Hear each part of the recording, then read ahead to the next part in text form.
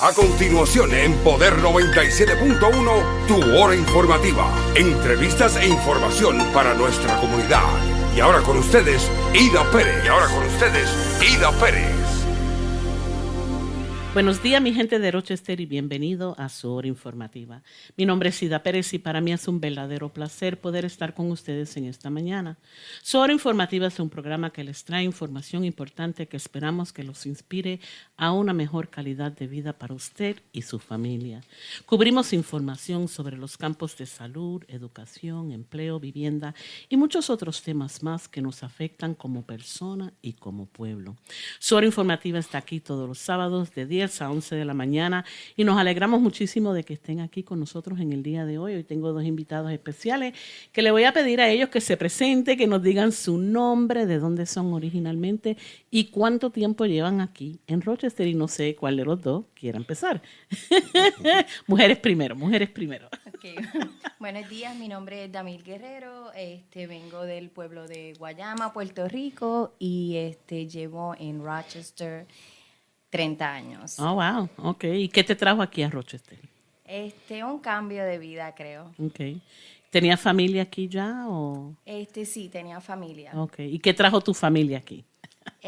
Actually, la que vine fui yo primero. Oh, ok. Y entonces después yo me traje a mi mamá. Ok, para acá, ok, sí. perfecto. Mejores oportunidades. Sí, claro.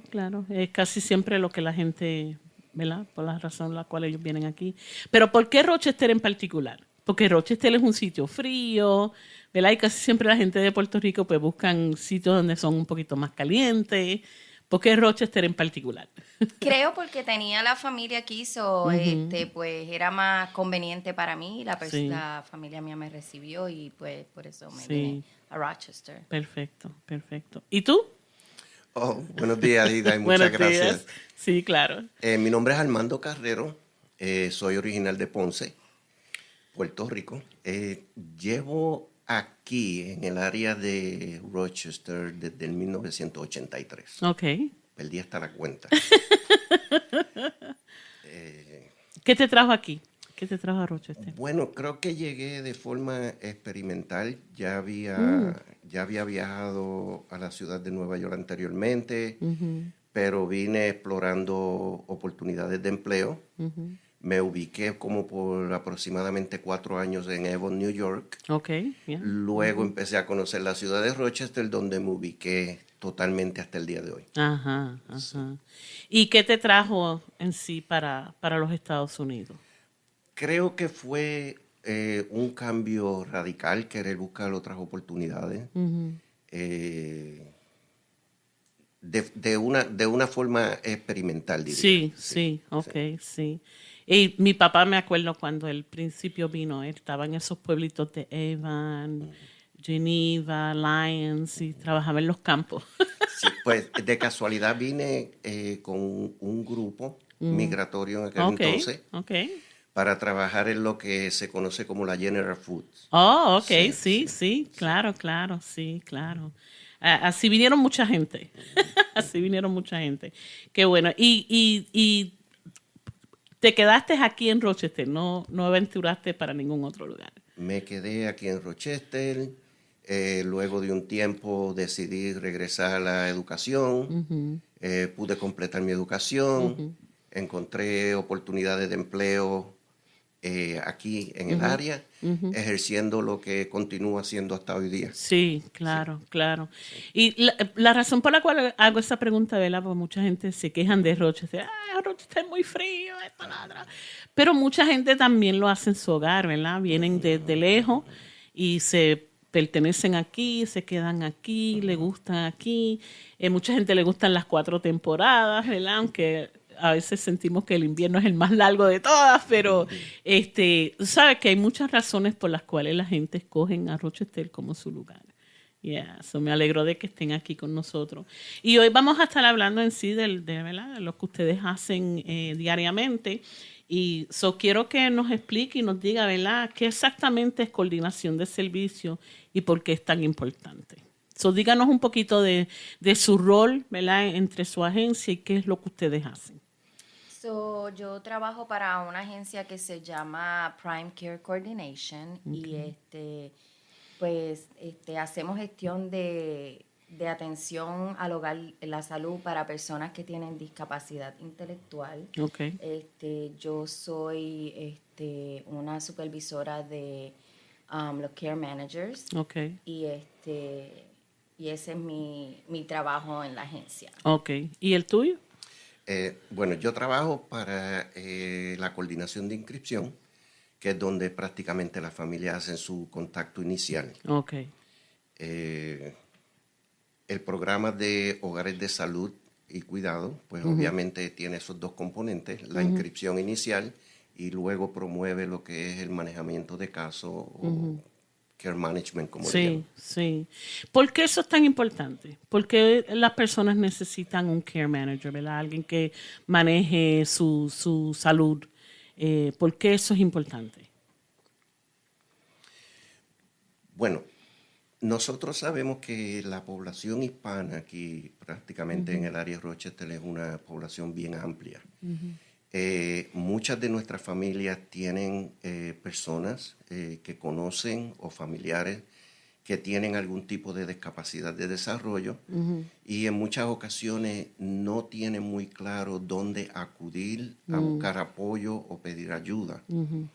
En esa área entramos nosotros, donde podemos ofrecerle la información inicial o podemos inicialmente comenzarle el proceso para la conexión de esos servicios y esa ayuda que ellos necesitan. Y una de las áreas importantes es que lo podemos hacer en su propio idioma, el español. Sí. Yo sé que Ibero corría un programa similar al de ustedes. Después de COVID, tuvimos que cerrar el programa, lo cerramos totalmente y teníamos, no sé, como 7 o 8 casas en las cuales donde los individuos vivían. ¿Ustedes ofrecen ese tipo de servicio o es simplemente el manejo de su salud?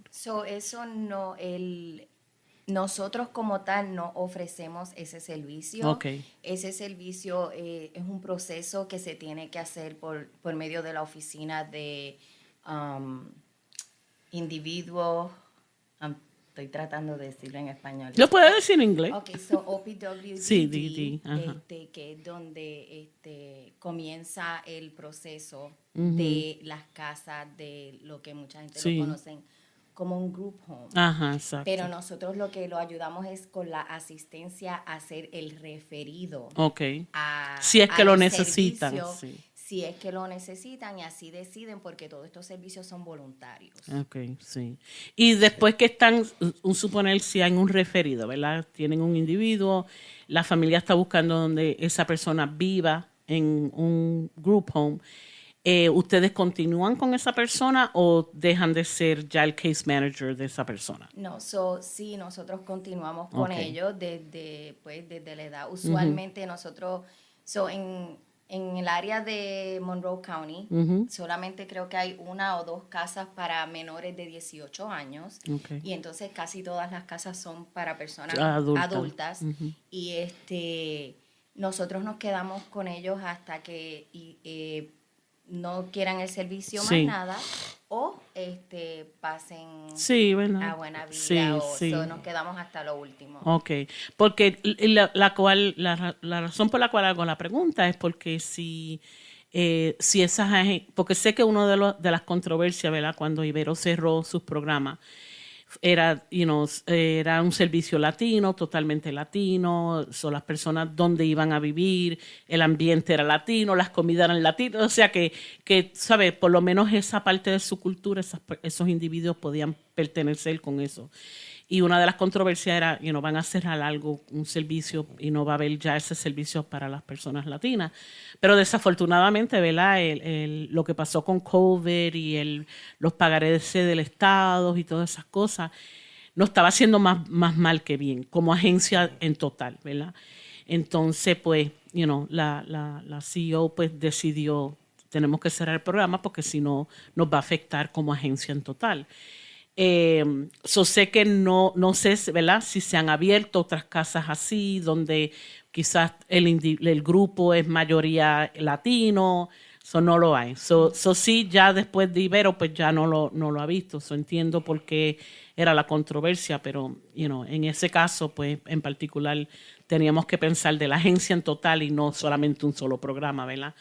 Sí. Y qué pena, ¿verdad? Que no lo haya como lo había antes. Y esperemos que quizás en el futuro, ¿verdad? Pueda sí.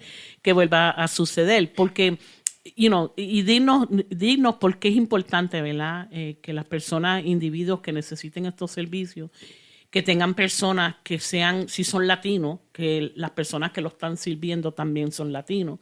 Por lo menos ustedes le pueden dar un poquito de eso, ¿verdad? Donde quiera que vayan, ustedes pueden seguirlo y darle. Pero ¿por qué es importante que estas personas reciban estos servicios en su lenguaje principal? Y que la familia entiendan que están con alguien que los conoce su cultura, porque puede ser bien difícil, me imagino.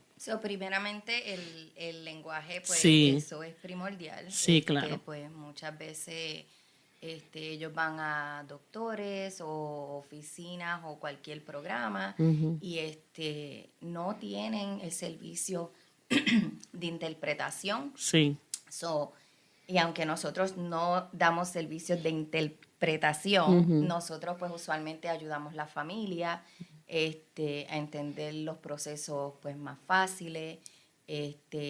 También puede haber algo cultural que estas otras personas no entiendan y nosotros como manejadores de servicio pues podemos pues apoyar a la familia, pelear por sus derechos y pues hacer la situación más llevadera. Sí. Y pues es bien importante que pues la gente entienda que nosotros estamos aquí por ellos y que pues estamos para apoyarlos. Sí.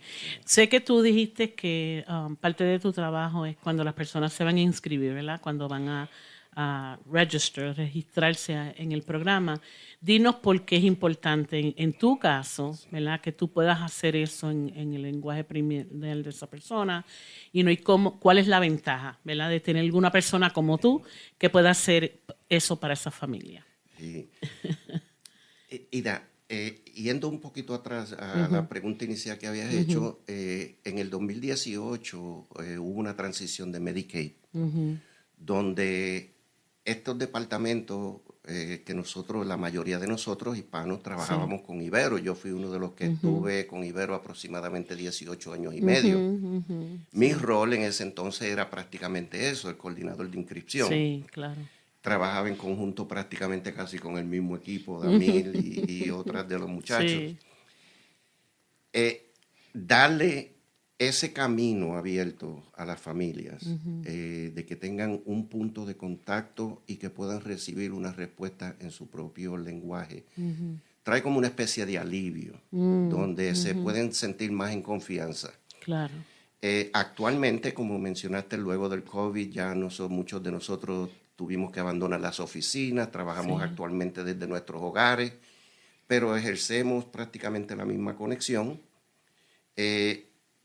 dándole a la familia la información necesaria, cuáles son esos datos que ellos quieren tener y dándole la confianza de que sí le podemos ofrecer esa ayuda o una opción donde conseguir esa ayuda si no se la podemos ofrecer. Claro, claro. ¿Cuáles son las familias que necesitan estos servicios? Danos un caso, ¿verdad? El familiar tiene ¿qué es lo que tiene el familiar que los va a llevar a pedir este tipo de ayuda? Okay. Bueno, Ida, en el caso mío como coordinador de inscripción, se les recomienda a la familia que cuando haga ese contacto a nuestra línea de referido tenga más o menos una idea de que su familiar o la persona conocida que ellos están refiriendo tenga una discapacidad de desarrollo. En ocasiones nuestras familias se pueden confundir y piensan de que una condición de salud mental es lo mismo que una discapacidad de desarrollo. A diferencia, unas pertenecen a una condición psiquiátrica, otras pertenecen a una condición psicológica. Sí, claro. Las oficinas de OPWDD o la Oficina para Personas con Discapacidad del Desarrollo, su enfoque primario es en la condición psicológica, puede tener un diagnóstico secundario de salud mental, pero su diagnóstico primario tiene que ser psicológico. Entre ellos, pues se menciona mucho, que lo oímos hoy día bastante, que es el trastorno del espectro de autista o de autismo. Sí, que se está viendo más y más. Mucho más, especialmente en la población de niños. Sí, claro. Yeah. Tenemos lo que es la parálisis cerebral, la condición de diagnósticos de epilepsia, discapacidad intelectual, y junto con la discapacidad intelectual, la persona tiene que demostrar una condición defectiva en el área de comportamiento adaptivo. Otros son condiciones neurológicas y lo que le conocemos como el Prader-Willi, que ya es una condición que afecta psicológicamente, pero tiene que ver mucho con la condición física. Sí. Wow. Wow, puede ser una diversidad, ¿verdad? Puede ser una diversidad combinada con otros diagnósticos siempre y cuando el primario sea uno de estos diagnósticos. Cualquier persona que padezca de cualquiera de esos que tú mencionaste pueden cualificar para un servicio como ustedes ofrecen. Pueden cualificar y siempre se les recomienda a la familia de que por lo menos tenga una idea de dónde están esas evaluaciones que van a determinar que esa condición fue diagnosticada por un profesional. Sí. No es simplemente, no, él tiene esto, pero si no hay nada oficial que lo diga, entonces se complican las cosas. Y si ese es el caso, un suponer que alguien lo llame y dice, pues mira, yo creo que mi hijo tiene esto, lo otro, bla, bla, bla. Ustedes pueden ayudar o por lo menos aconsejar o referir a esa persona para que vayan y busquen ese diagnóstico. Sí, se le puede decir, usualmente tienen que venir, como Armando dijo, con ya, es beneficiario si ellos vienen con un diagnóstico ya en papel. Esto puede ser por medio de la escuela, puede ser por medio de un doctor, tienen que tener algo escrito y algo que sea, pues una evaluación psicológica. Sí. A veces tenemos muchos, individuos que van al Strong Hospital, al Developmental and Behavioral Clinic, y tienen una evaluación por medio de los doctores allá, y puede decir, pues nosotros pensamos que tiene autismo, está en el espectro, y está bien, pero a veces nosotros necesitamos, como dice Armando, la parte cognitiva y adaptiva para entonces enviar todo eso a OPWDD, porque al final del día el que aprueba o desaprueba no somos nosotros, es la oficina de OPWDD. Háblenos un poquito de qué exactamente ustedes ofrecen, ¿verdad? Ustedes reciben esos diagnósticos, tienen una idea qué es lo que tiene el individuo y después qué pasa después de eso. ¿Cómo es que ustedes los ayudan, ¿verdad? Quizás a tener una mejor calidad de vida, porque me imagino que ese es el propósito, ¿verdad? Sí.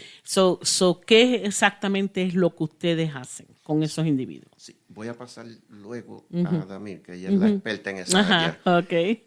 Pero la parte, como mencionó Damir, es de suma importancia de que esas evaluaciones estén al día.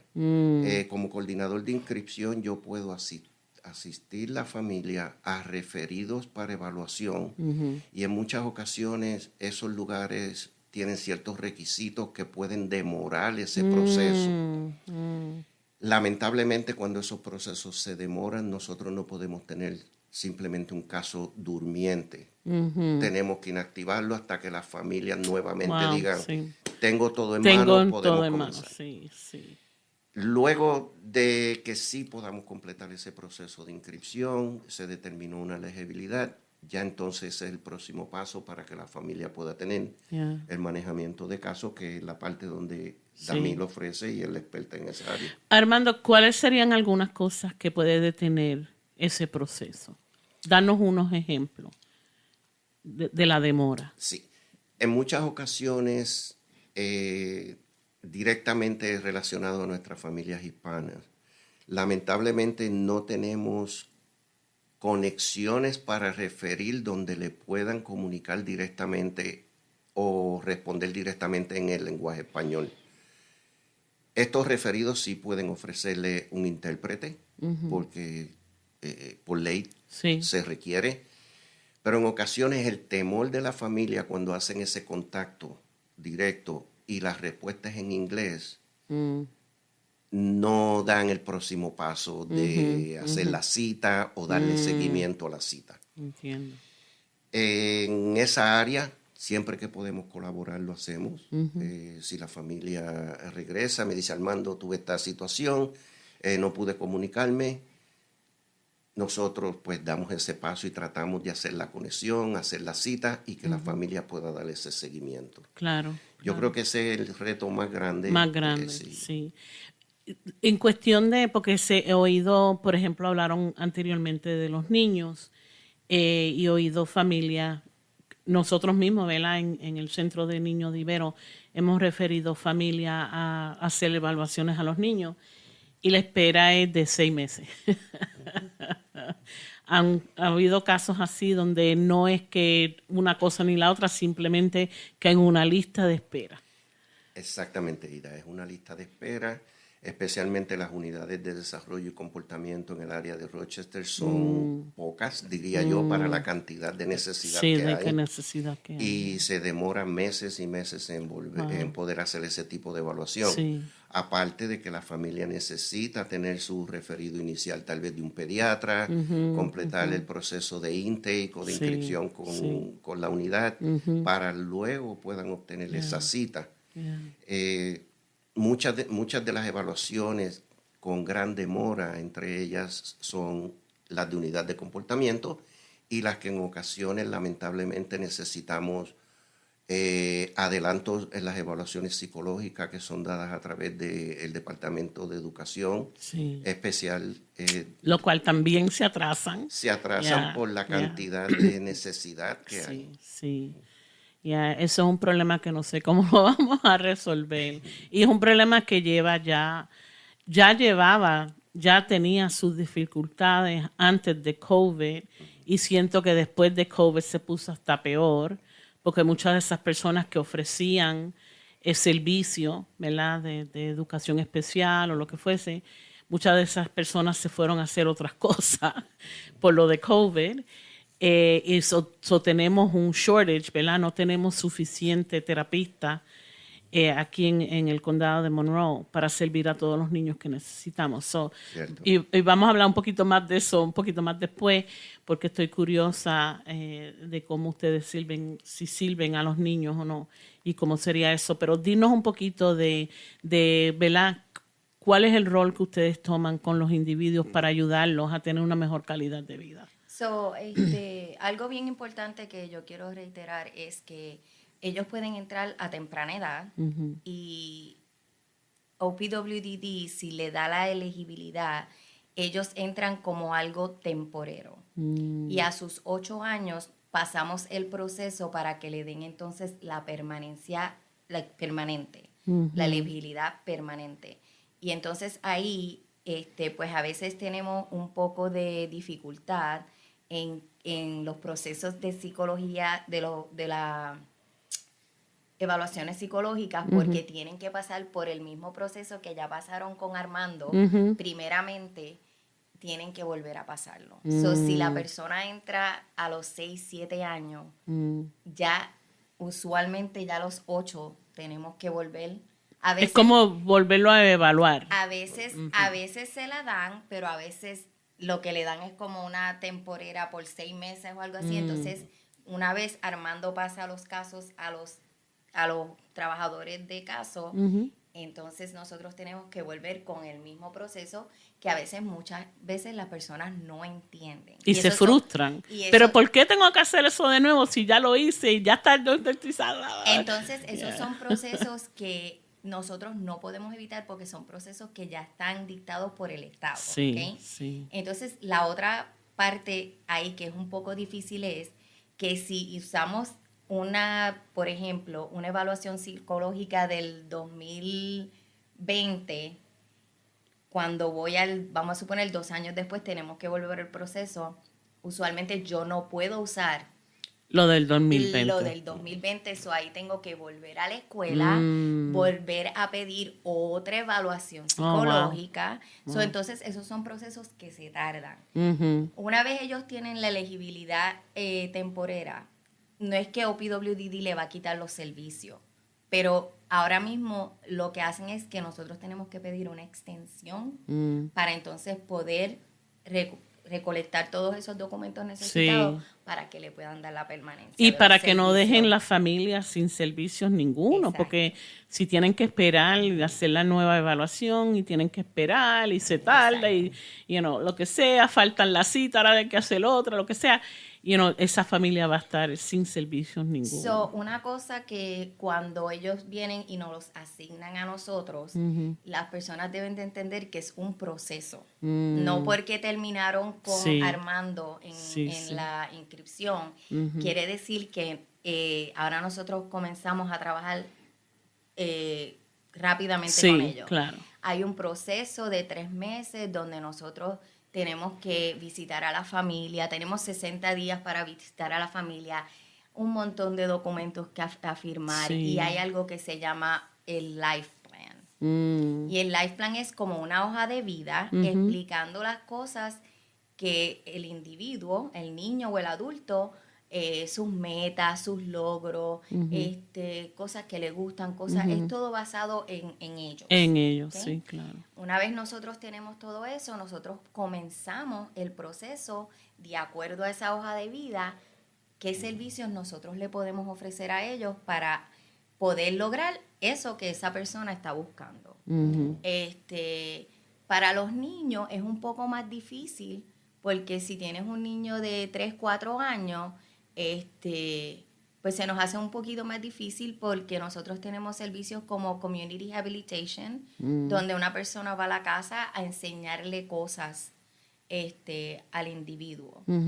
Usualmente los niños pequeños pues van a la escuela, les enseñan, que es usualmente lo que los padres quieren, que aprendan a hablar, que aprendan a escribir, a leer, y eso son cosas que ellos ya hacen en las escuelas. Son cosas que nosotros usualmente no podemos trabajar con ellos porque ya el Estado, ellos le dan speech y terapias en la escuela que el Estado ya le está pagando a la escuela por esos servicios. Tendrían que ser otras cosas que ellos deseen.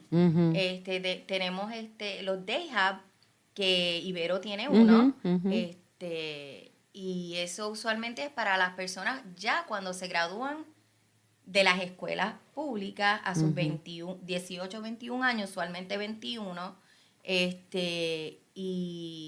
y son personas pues que es como un programa para el día y se les puede seguir enseñando a escribir, a hablar, cosas que ellos deseen hacer, arts and crafts, cosas así.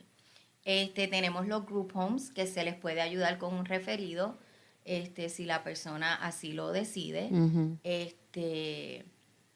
Tenemos self-direction, que es algo que está, como quien dice, explotando ahora, porque es algo donde tú puedes manejar tus servicios de la manera en que tú quieres. Tú puedes buscar tus empleados, tú puedes, dependiendo, se hace un assessment que se llama el DDP2, y de acuerdo a todos los documentos que nosotros tenemos y ese DDP2, eso va a tirar unos números y en base a esos números te dice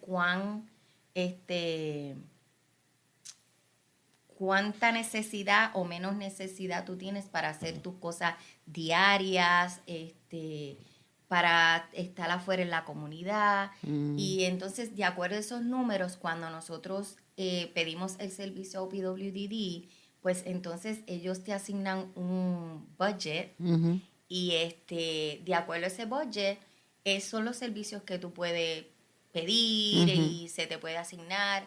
Te podemos ayudar con transportación, con citas médicas,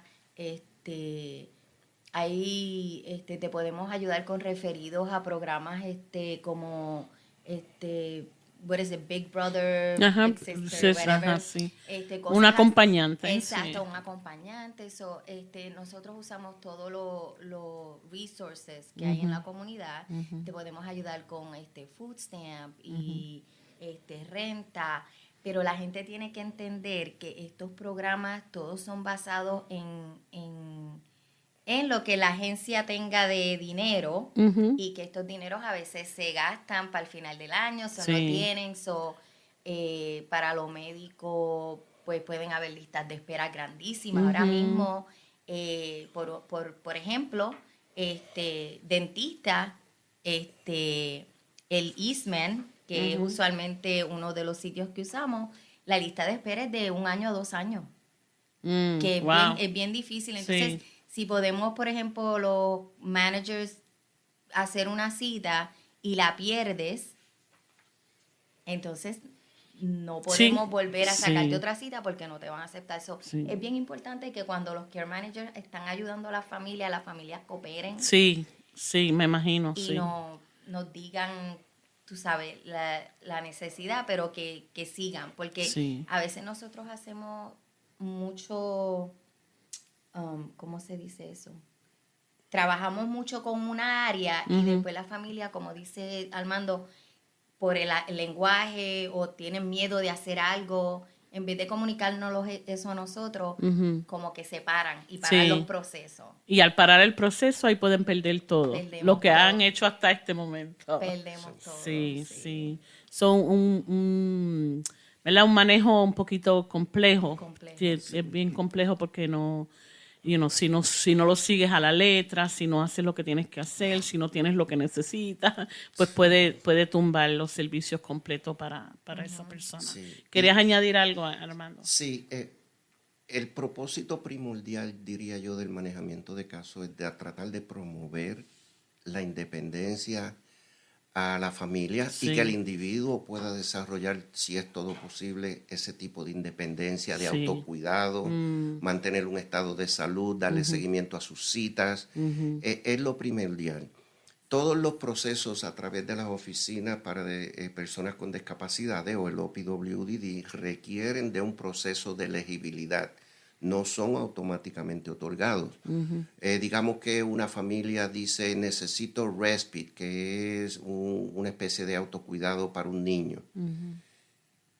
OPWDD necesita esa justificación de por qué la madre o el padre no puede ofrecer ese cuidado o un familiar o un amigo. Aparte, algunos de estos servicios son ofrecidos ya a través de agencias en la comunidad que no son directamente a través de un referido o proceso de elegibilidad de OPWDD. Otro dato bien importante es, y no sé si es el momento de entrar en este detalle, pero es el seguro médico. Sí, háblanos de eso, porque eso es importante. Iba a decir quién paga para todo esto, ¿verdad? Porque tiene que haber un costo. Sí. Como coordinador de inscripción, muchas ocasiones me encuentro con familias que tienen un ingreso alto, ambos papás trabajan, o por X razón, condiciones de inmigración, no cualifican para el seguro médico Medicaid. Como sabes, hay diversidad de Medicaid. Todas están bajo un código, pero el Medicaid que puede cubrir lo que es el manejamiento de casos es bien específico. Muchas ocasiones yo puedo terminar un proceso de elegibilidad para un individuo, pero la familia no tiene Medicaid. Lamentablemente no podemos asignar ese caso a un care manager. La familia en ese momento se encuentra como su propio manejador de casos. Nuevamente, donde Damil menciona, la familia no toman los pasos necesarios o por temor, por barreras de lenguaje, dificultad comunicándose con las agencias que necesitan comunicarse y no hay progreso desde ese punto de vista. El tener el seguro médico apropiado es bien importante. De igual forma, cuando nuestras familias vienen de otros estados, es importante que si viene al estado de Nueva York, inmediatamente haga ese cambio de seguro médico bajo el condado donde usted va a residir. De otra manera, el seguro médico de la Florida no cubre no gastos en el estado de Nueva York. Doesn't transfer over. No. Yeah, y eso es bien importante y me imagino, ¿verdad? ¿Qué haría una persona que no cualifique, ¿verdad? Que no cualifique para Medicare, que como usted dijo, quizás los dos trabajan, tienen buen ingreso, ahora esa responsabilidad de care management le cae al familiar. ¿Cómo funciona eso? Porque yo me imagino, ustedes lo hacen como tu trabajo diario, ¿verdad? Eso es lo único que tú haces todo el día como tu trabajo. Como una persona que trabaje y también tenga que cuidar, llega un punto y momento donde uno de ellos tiene que decir, bueno, voy a tener que dejar el trabajo para cuidar a fulano porque no hay de otra. ¿Cómo, verdad?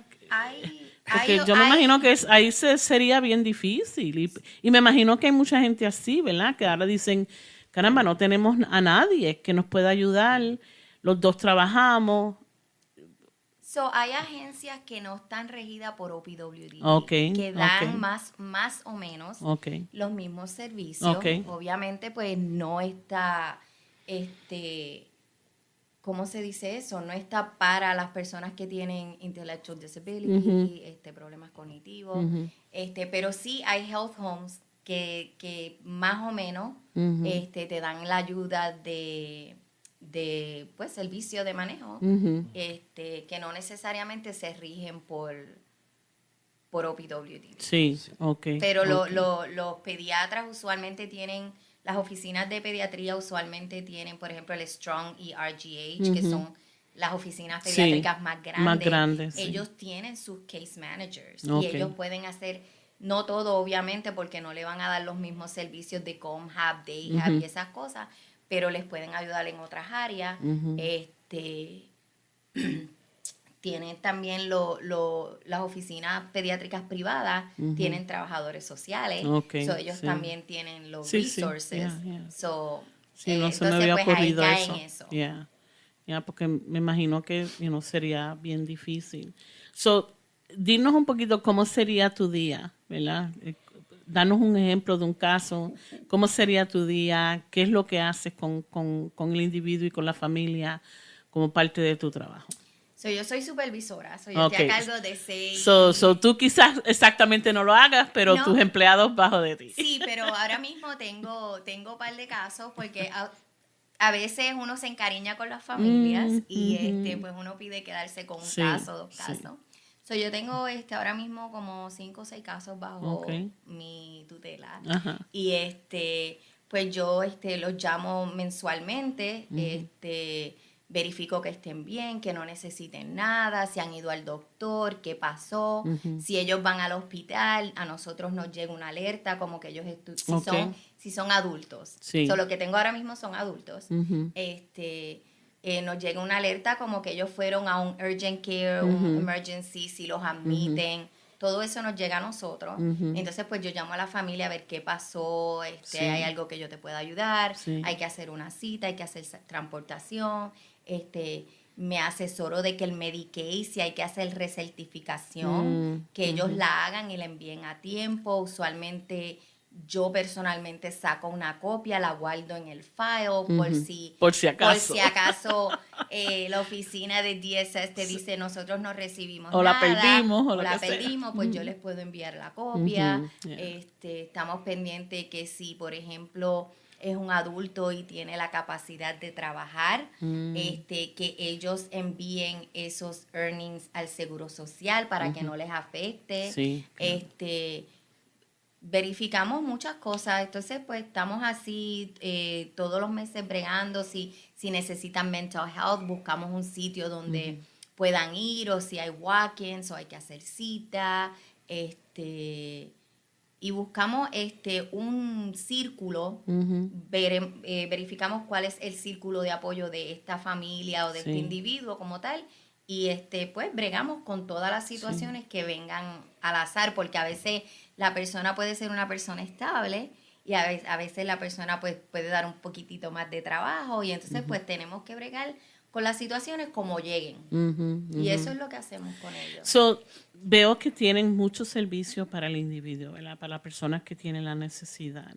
¿qué apoyo hay para esas familias que están apoyando a ese individuo? Porque me imagino, yo cuidé somos 9, ayudamos todos a cuidar a mi mamá, pero aún así, nos dividíamos el trabajo, nadie tenía más que el otro, ¿verdad? ¿Qué pasa con esas personas que están cuidando a esos individuos y qué apoyo hay para esas familias? Porque eso puede ser difícil también.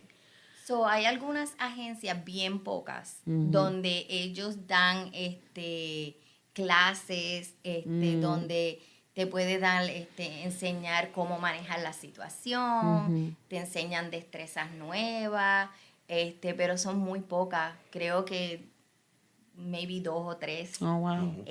No las hay en español. Lamentablemente es bien difícil. Las hay, pero bien difícil para porque me imagino para que llegar a eso puede ser bastante agotante para el cuidado, ¿verdad? Es bien agotante para especialmente los padres, porque tenemos obviamente casos de severidad. Tú sabes que hay unas que no tienen behavior, pero tenemos muchos casos donde sí hay mucho comportamiento y se hace bien difícil a los papás y a la familia. Sé de una mamá que su hijo, no sé exactamente cuál es la incapacidad del niño, pero sé que era agresivo y es un muchacho grande de altura, de peso, y ella terminó buscando ayuda afuera de aquí, de Rochester, en otro estado, porque no había nada aquí que la podía ayudar y apoyar. Pasa eso a menudo. Y como ella hay muchos casos, sí. lamentablemente la demanda es bien alta. Sí. Y llegan a una edad, los muchachos que tienen agresión bastante alta, llegan a una edad pues que obviamente crecen, son fuertes, porque tienen una fuerza. Y no saben su propia fuerza. Exacto. ¿Verdad? Ellos quizás no te quieran hacer daño, pero ellos mismos no entienden la fuerza que tienen. Y tenemos muchos casos así, y lamentablemente la cantidad de casas, de group homes, no es mucho. Son las listas de espera 2, 3 años para poder poner, y entonces a veces tenemos que acudir a casas que quedan fuera del área de Monroe County o lo que queda cerca de nosotros. A veces tenemos que acudir al estado, porque hay casas en todo el estado. Nosotros damos servicios a 39 counties. Oh, wow. So Prime Care le da servicio a 39 counties. That's a lot of counties. Y entonces pues se trata, pero cuando hacemos los referidos a los group homes,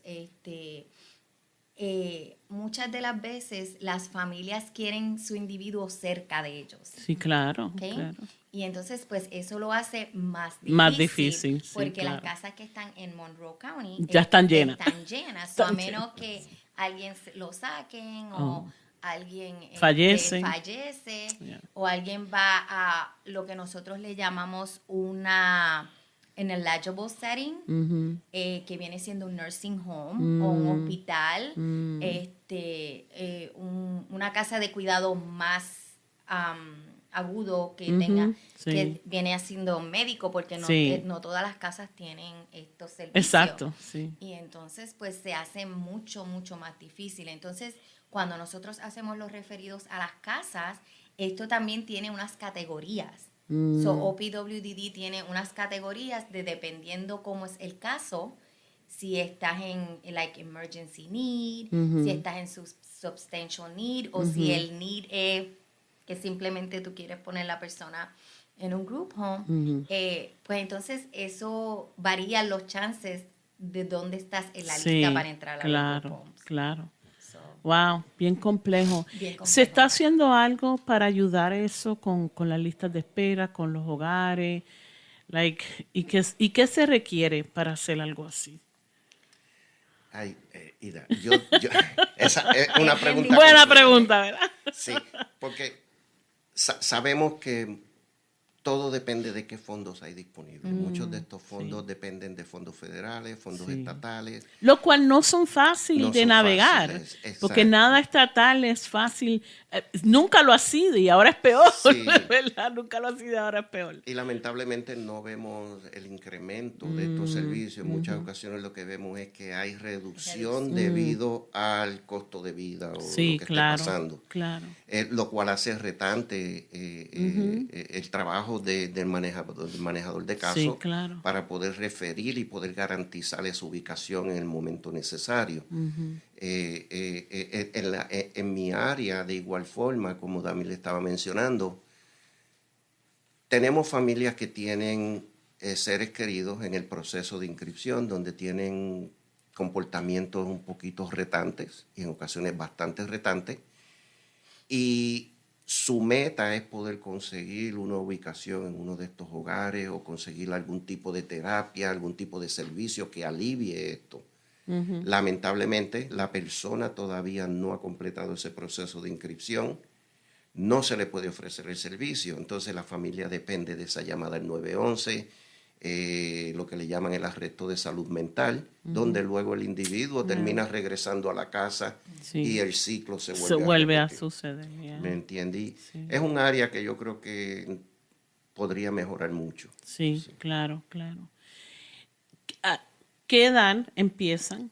Ustedes pueden servir a alguien y a qué edad termina.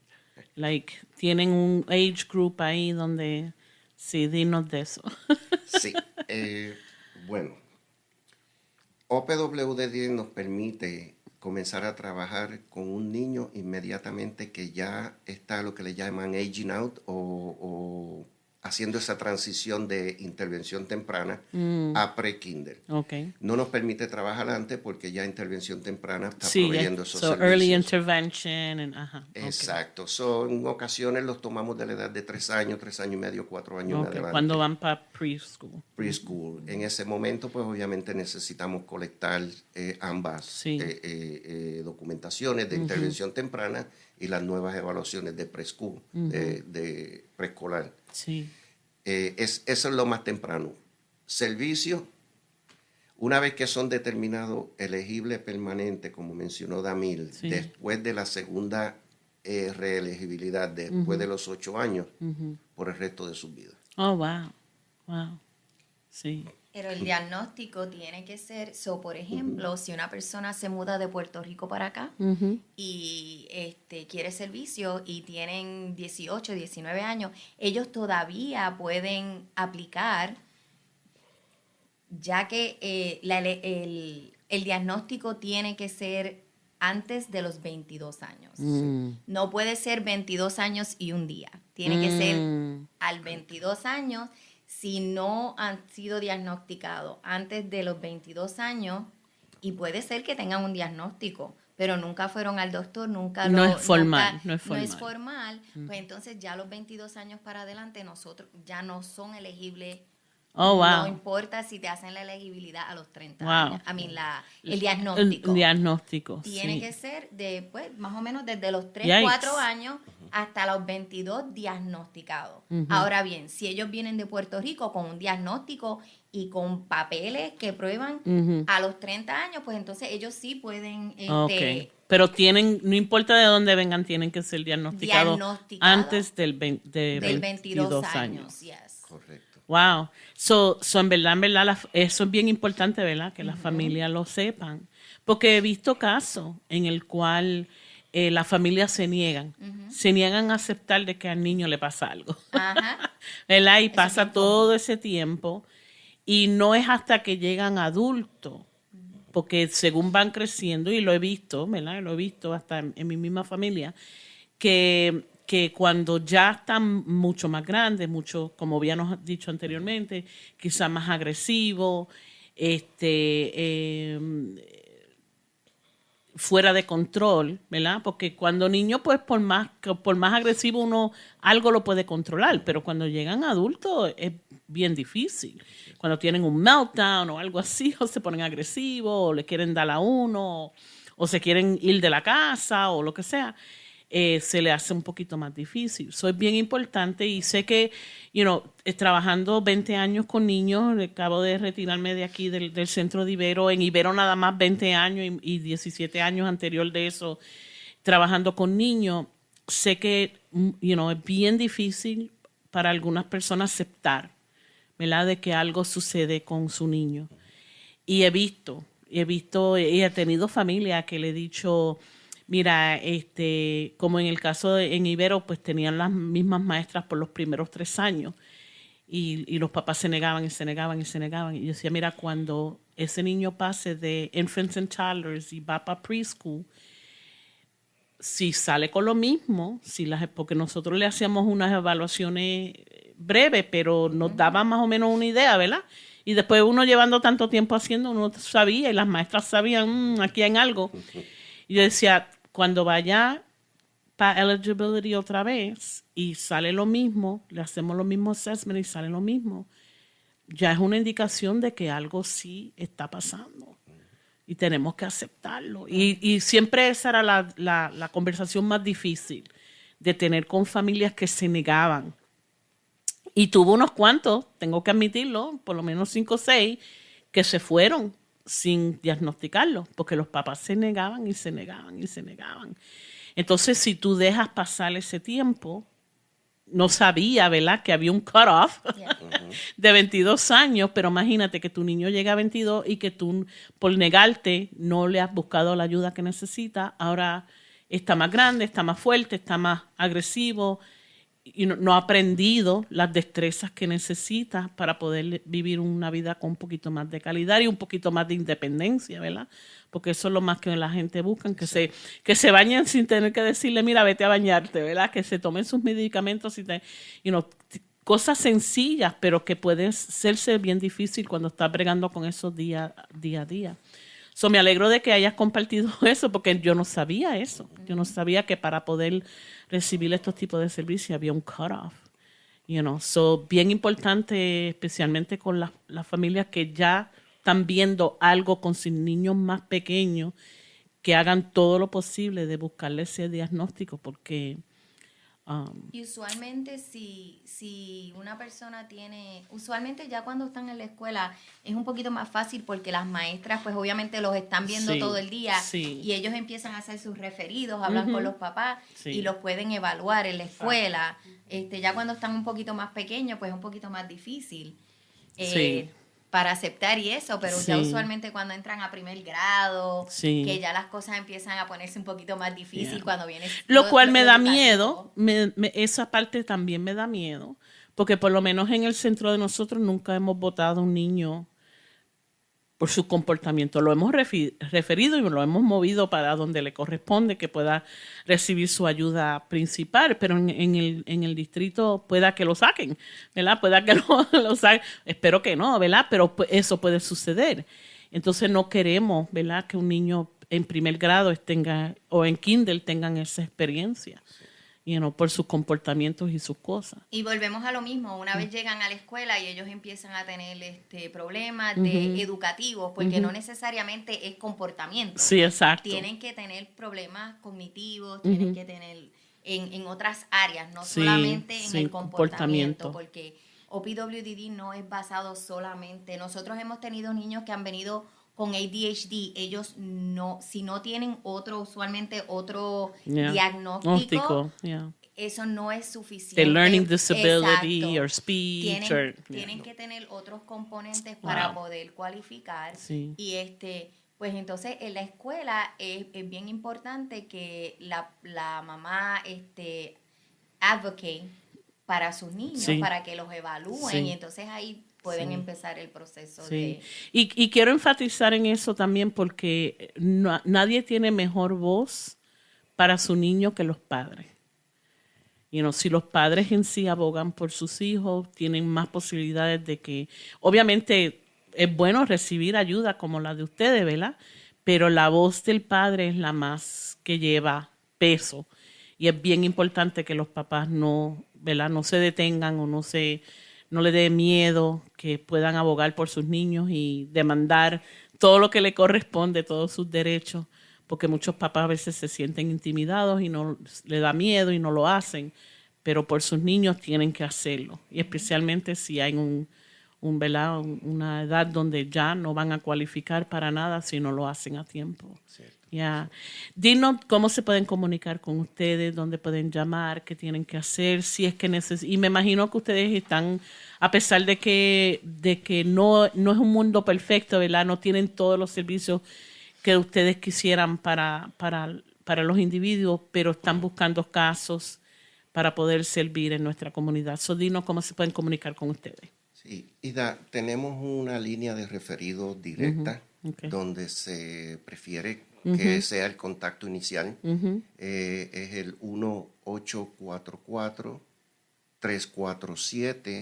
1-844-347-3168 Okay. y luego marque la opción 1 donde le va a responder el coordinador de inscripción que toma los datos necesarios. So, ¿puedes repetir el número? Sí, el 1-844-347-6168. Okay. Ay, perdón, 3168. Ajá, ajá. De igual forma, muchos de los referidos que recibimos también son la voz que se corre. Sí, claro. Agencias que ya tienen Sí. nuestros contactos, un familiar le da la información a otro Sí, familiar y exacto. así sucesivamente. Sí, sí. Ese sería el proceso del contacto inicial. Ok, perfecto. Y ahí pues se van a comunicar con una persona como tú para empezar el proceso y empezar a colectar todos esos documentos y cosas que Sí, necesitan. y recomiendo este número porque yo diría para dicha y el tiempo que llevo trabajando, muchas de las familias que ya conocen mi número de contacto, o conocen los números de contacto como Damil, Sí. van directamente a través de estos contactos. Ahora, Sí. en nuestro programa de inscripción tenemos 2 trabajadores bilingües, soy yo y otra persona. Es preferible hacer el contacto a la Sí. línea directa porque en el momento que yo no esté disponible no queremos Exacto. que se quede Sí, sin- que se quede sin nadie. sin nadie. Porque por lo menos si tú no estás, se lo asignan a la otra persona. Exacto, exacto. Perfecto, perfecto. ¿Algo más que quieran añadir antes de cerrar? Bueno, quería abundar que el proceso de mi parte de inscripción depende mucho del apoyo familiar. La información que se me otorgue en ese momento debe ser correcta. Por ejemplo, dónde se evaluó mi niño, cuándo se evaluó. Yo trabajo con familias de diferentes estados que llegan al estado de Nueva York, pero de igual forma trabajo con personas inmigrantes que vienen de Venezuela, Chile, Guatemala, Sí, México, claro. y estas evaluaciones fueron hechas en sus países. Sí. Cuando tengo la información correcta, puedo hacer los contactos directos a estos países. No todo el tiempo tengo la información, Sí.